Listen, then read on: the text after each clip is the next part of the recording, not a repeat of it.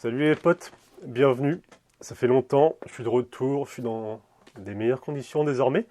Et je reviens avec une critique littéraire du livre Freestyle de Carl Paoli et d'Anthony Charpentier. Donc le livre est plutôt axé autour de l'auteur principal, Carl Paoli, qui démarre avec un petit storying à l'américaine où il explique que quand il s'était pété le coude en tant que gymnaste de haut niveau, il s'est mis à enseigner à des gymnastes, enfin à des petits gars, à des petites filles, la gymnastique, et ensuite à leurs parents. Et s'est aperçu que tout ce petit peuple voulait faire des trucs cool de gymnaste, de ce qu'il voyait à la télé, etc. Et pas des trucs chiants de manière académique. Et de ce fait, Carl Paoli a réfléchi au mouvement et comment disséquer ces mouvements complexes que ses élèves voulaient apprendre pour pouvoir leur apprendre de manière progressive et que du coup ils soient stimulés. Du coup, ce livre, en fait, c'est avant tout un manuel de réflexion sur le mouvement et ça commence avec le champ lexical sur le mouvement. C'est-à-dire, donc déjà, il nous parle des différents plans qu'on apprend en anatomie et en biomécanique, donc le plan transversal, sagittal et frontal. Et ensuite, il nous apprend les différents mouvements qui existent, à savoir la flexion, la flexion et l'extension, l'abduction et l'adduction, et la rotation interne et la rotation externe. C'est donc tous ces termes qui nous permettent de qualifier le mouvement et de le décrire pour mieux l'enseigner.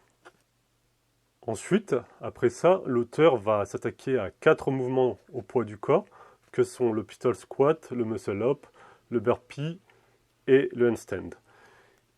Et du coup, c'est la partie la plus nourrie du livre, c'est la partie la plus imposante, c'est la partie très impressionnante d'ailleurs, où il va prendre chacun de ces mouvements et il va les disséquer en morceaux pour pouvoir l'enseigner à n'importe qui, peu importe son niveau. Et c'est là où il est très impressionnant parce qu'on voit qu'il fait preuve d'une pédagogie, d'une didactique hors du commun, car on voit que même si on apprend à quelqu'un qui n'a pas fait de sport de sa vie, on peut réussir à le toucher grâce à cette séparation de mouvements. À un moment du livre, il réfléchit pas mal également sur les techniques, sur le terme de technique et de compétences. Donc pour Carl Paoli, en fait, une compétence, c'est bien sauter. Et les techniques, ça va être sauter en longueur, sauter latéralement, sauter en hauteur. Et quand on rassemble ces techniques, ça donne une compétence. C'est un peu confus, je trouve, c'est pas hyper bien maîtrisé. Et c'est un peu dommage parce que je pense que ça freine un peu son message de réflexion autour du mouvement. Et il y a quelque chose qui manque au livre par rapport à ça. Même si ça reste mineur, c'est dommage. Et surtout, ce qui fait le succès de ce livre, c'est qu'il est beau, c'est qu'il est bien édité. C'est un truc souvent où je crache sur les livres de sport parce qu'ils sont mal édités, ils respirent mal. Il y a souvent une partie théorique très touffue, puis ensuite une partie d'exercice avec que des images qui est chiante à lire. Et là, en fait, on s'aperçoit que il y a un bon équilibre texte-image. Les informations respirent bien. Les éditeurs n'ont pas hésité à mettre pas mal d'espaces blancs, d'espaces vides pour que l'on puisse absorber l'information, qu'elle soit de la photo ou du texte, voire des schémas comme on peut voir plus au début, je pense. Voilà, par exemple ici.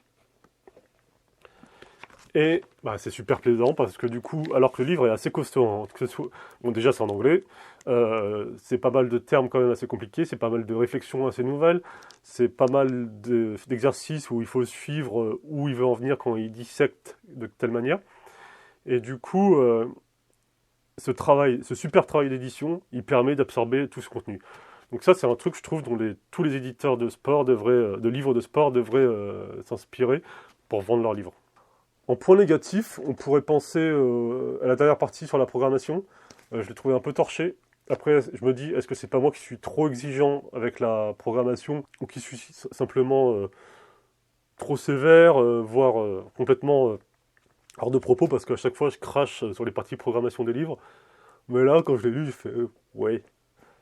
Bref, j'ai pas été conquis par la programmation. Et ensuite, c'est pas un point négatif, c'est l'interrogation. Tous les exercices sélectionnés, c'est du poids du corps. Donc, vu que c'est un gymnaste, je pense que c'est pour ça qu'il a pris des exercices au poids du corps.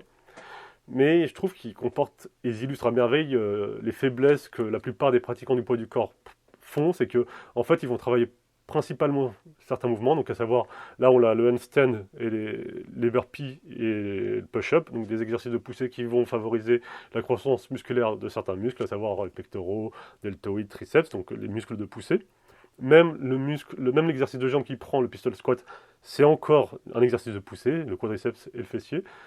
Et en fait, on tombe dans ce truc, on favorise la face antérieure et on méprise un peu, ou du moins on oublie la face postérieure. Et du coup, je trouve ça un peu dommage, mais je pense que ça peut se défendre. Je pense tout à fait que ça peut se défendre, mais c'est un peu dommage. Pour conclure, moi je pense que c'est un super livre pour tout coach intermédiaire ou avancé qui veut pousser sa réflexion sur l'enseignement, sur quelle philosophie du coaching il souhaite, sur quelle philosophie du coaching il souhaite reposer pour enseigner ce en quoi il croit. Et je pense que Free Plus Style et Power Training de Roberto Dos Remedios ont personnellement pour moi façonné ma philosophie du coaching. Et ça m'a permis d'axer mon enseignement autour du mouvement, donc pousser, tirer, sprinter, lancer, pour faire des rotations, plutôt qu'autour de la croissance musculaire d'un muscle spécifique. C'est-à-dire qu'aujourd'hui, je réfléchis plus en termes de séance, en termes de poussée, tirer, etc., plutôt qu'en termes, je vais travailler le dorsal, je vais travailler le triceps, ainsi de suite, ainsi de suite, ainsi de suite. Et je trouve que ça me permet de mieux travailler parce que je vais aller stimuler plus de qualité physique que si je pensais purement en termes d'hypertrophie musculaire. Voilà les potes, si ça vous a plu, n'hésitez pas à commenter, à liker la vidéo. Et je vous fais des bisous et je vous dis à une prochaine fois. Ciao.